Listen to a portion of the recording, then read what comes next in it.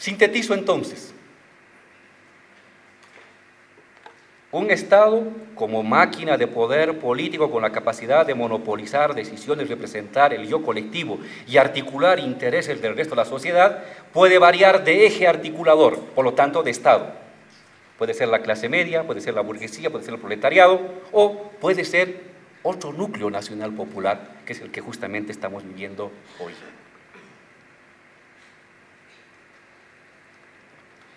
¿Qué extraemos de esta reflexión histórica? Que el Estado, como maquinaria política de monopolización de decisiones, tiene tres ejes transversales. Tres ejes a partir del cual es posible identificar a la forma de Estado, a la característica del Estado. Todo Estado es entonces una correlación de fuerzas. En tanto máquina política que monopoliza decisiones y representa el yo colectivo de una sociedad dividida en clases, todo Estado puede ser leído, puede ser observado como una correlación de clases, de luchas sociales. Hay colectivos, clases sociales o identidades que tienen una mayor capacidad de decisión en la toma de decisiones, que tienen una mayor capacidad de representar al resto, y hay clases sociales que no tienen capacidad de decisión, que no tienen capacidad de representación. Todo Estado entonces es una específica correlación de fuerzas de la sociedad. Primera característica estructural del Estado, en tanto máquina de monopolio de decisiones políticas que representa el yo colectivo, es una correlación de fuerzas. En el Estado no todos tienen la misma capacidad de influir. Unos tienen más capacidad de influir, otros tienen menos capacidad de influir. Unos tienen más capacidad de unir al resto, otros tienen menos capacidad. Dime cuál es la correlación de fuerzas de un Estado, te diré qué tipo de Estado tienes. Dime cuál es la correlación de fuerzas en la toma de decisiones de una sociedad, te diré qué tipo de Estado tienes. Primer eje transversal entonces, todo Estado es por definición una específica correlación de fuerzas de clases y grupos sociales. Segunda característica.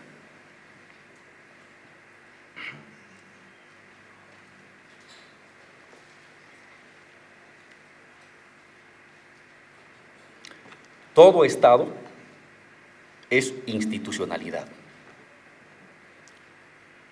Son normas, son procedimientos, son ministerios, son decretos, son leyes, son burocracias, son memorias, son conocimientos. Todo Estado también es un armazón institucional que objetiviza, que vuelve ley, norma, procedimiento, recurso, burocracia, memoria y registro la correlación de fuerzas de una sociedad. El Estado nacionalista revolucionario necesitó de un cierto tipo de institucionalidad.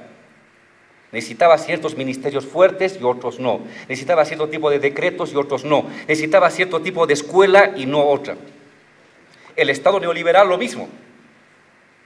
Necesita cierto tipo de ministerios, cierto tipo de procedimientos, cierto tipo de acuerdos, cierto tipo de leyes, cierto tipo de educación, cierto tipo de burocracia, cierto tipo de saberes burocráticos administrativos.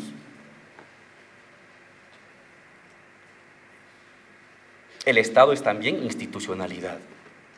Ojo, el núcleo de todo es correlación de fuerzas, que nadie se lleve a engaño. Los doctores especialmente, que tienen una lectura juridicista y institucional del Estado. El Estado es como la caracha, el flujo de la sangre es la correlación de fuerzas. La institucionalidad es como el magma congelada con el agua cuando emerge de un volcán, pero la fuerza del volcán no es la piedra congelada o fría, es magma. El magma es la correlación de fuerzas de la sociedad. Y lo que ya se objetiviza, se cristaliza, se osifica, eso es la institucionalidad de un Estado. Segundo eje transversal de un Estado. Un Estado es, por definición, un tipo específico de institucionalidad, de norma, procedimiento, acuerdo, burocracia, ley, decreto, eso es un Estado también. Pero no solamente eso es un Estado. Cuando hacía el relato del nacionalismo revolucionario o del neoliberalismo, a cada rato mencionaba ideas. El Estado es también idea. El Estado también es discurso. El Estado también es símbolo.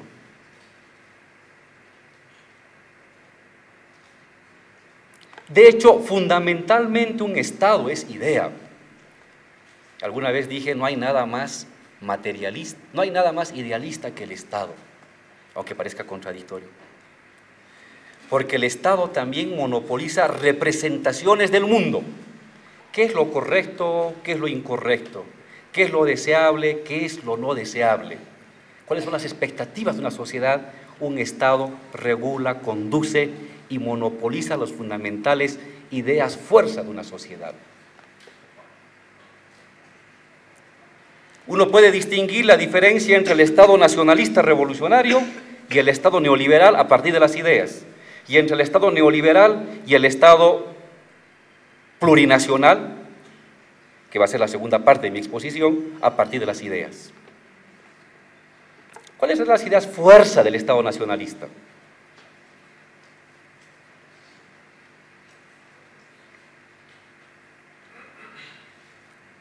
Que el Estado,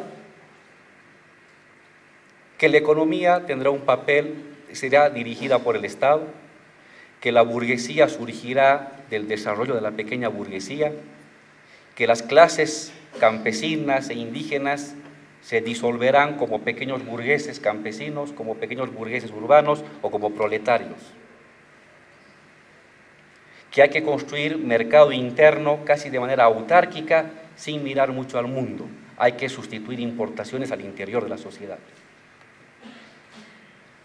¿Cuáles son las ideas fuerzas del neoliberalismo? Que la inversión extranjera es la que va a liderizar la economía, que el Estado es un mal administrador, que la globalización es la mejor manera de salir de la pobreza. ¿No? Ideas fuerzas del neoliberalismo. ¿Cuáles son las ideas fuerzas de este nuevo Estado? Entraremos con profundidad más tarde, pero me adelanto.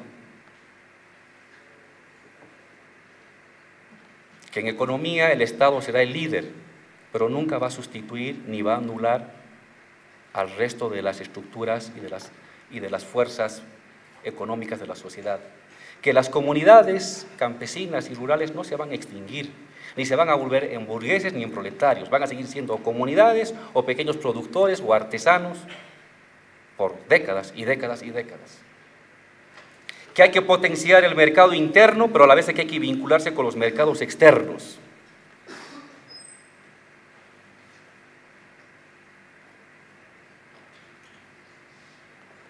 En el caso del Estado nacionalista revolucionario, los indios no existen, todos son bolivianos, y si no lo creen hay que hacerlo a patadas. En el neoliberalismo hay indios, pero son la parte folclórica de la sociedad, la parte atractiva para el turista. En el Estado nacional, popular, plurinacional, los indígenas son la fuerza motriz de la construcción del Estado. Tenemos distintos núcleos de ideas que regulan la formación de un Estado. Sintetizo esta segunda parte. Todo Estado como máquina de poder político que monopoliza decisiones, recursos, administración y representación general de la sociedad es, por definición, una correlación de fuerzas entre las clases sociales, unas que tienen más influencia frente a otras. Es una institucionalidad, normas, leyes, procedimientos, recursos, memorias, saberes, que le dan cuerpo a la correlación de fuerzas. Y todo Estado es idea, ideas fuerza, que orientan el destino común de una colectividad. Por eso, la lucha por el sentido común, La lucha por las ideas fuerza que guían el comportamiento del ciudadano es la principal lucha política, la fundamental, porque es el núcleo articulador y cohesionador del Estado.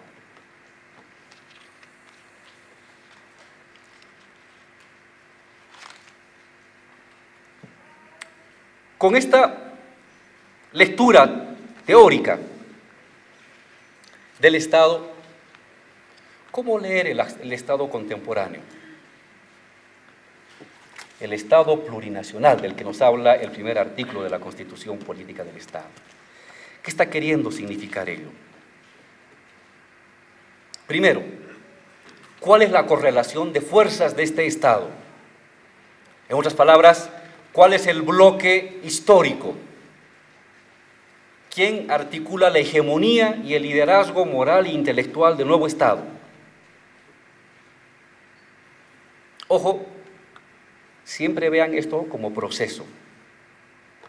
Institucionalidad, correlación de fuerzas e ideas son procesos, con idas y venidas, con entrecruces. No lo vean como algo estático. Por motivos de exposición uno tiene que ver las cosas estáticas, pero uno está obligado a verlo en proceso, en movimiento.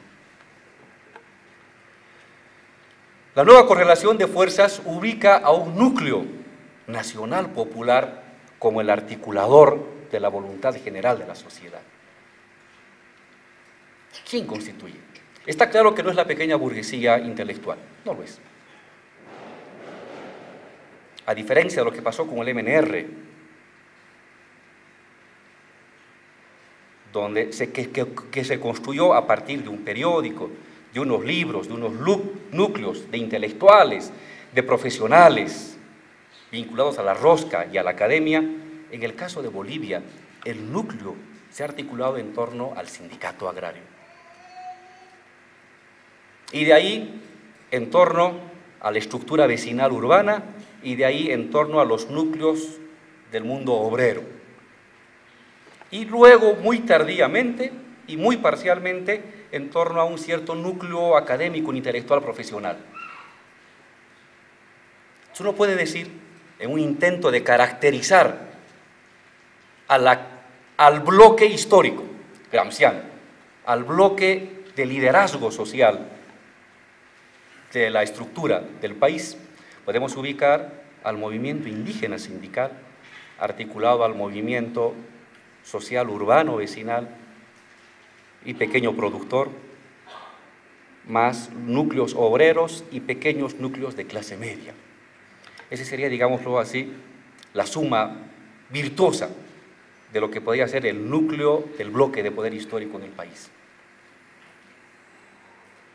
Y en torno a él, con dificultades, con muchas dificultades, la articulación a veces parcial, a veces total, intermitente, de otros sectores medios urbanos y algunos sectores empresariales emergentes del ámbito popular. Y luego en un tercer anillo, sectores empresariales, locales bolivianos, y está claro que quien no está articulado ahí es la inversión extranjera, que en el modelo neoliberal era el núcleo del nuevo Estado, o del Estado neoliberal.